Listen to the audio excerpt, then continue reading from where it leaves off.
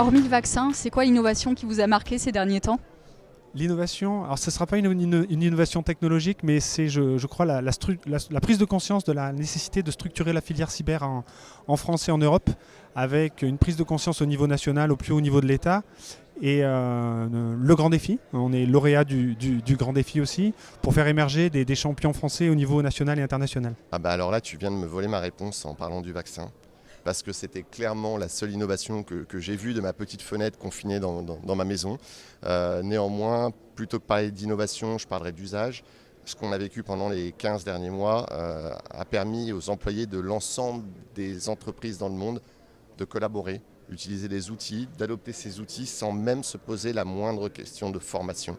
Donc aujourd'hui, ce n'est pas une innovation, mais c'est une facilité qu'on a et que les gens ont pour travailler à distance, communiquer, partager et collaborer. Je ne sais pas si c'est l'innovation de l'année, mais ce que je trouve marquant ces derniers mois, c'est le développement justement de l'intelligence artificielle sur tout notre quotidien, dans les objets connectés, dans les smart cities et toute notre vie qui est en train de changer avec cette intelligence artificielle qui se développe partout autour de nous. Merci beaucoup. Merci. Alors, il y en a plusieurs. Moi, je pense que c'est moins l'innovation technologique, mais c'est la façon dont la pandémie nous a permis de s'adapter rapidement avec les nouvelles technologies. On en découvre tous les jours. Donc c'est le télétravail, pas le télétravail, et finalement les mythes que la technologie a permis de déconstruire, de détruire, et en même temps qu'est-ce qui va en rester, et là on a tout à découvrir. Donc je n'ai pas vraiment de réponse claire, mais la technologie va nous aider là-dedans dans cette transition, je pense. Pour moi, c'est la dématérialisation de nos processus, de nos outils.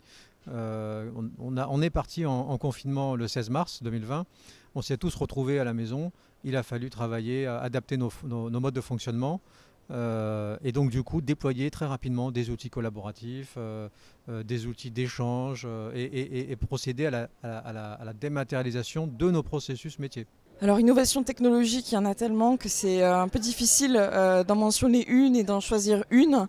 Je veux dire que c'est plutôt une innovation sociale, puisqu'en fait on est dans un contexte Covid avec une numérisation accélérée dans le cadre notamment du télétravail, sujet qui nous concerne en tant qu'éditeur de clients VPN.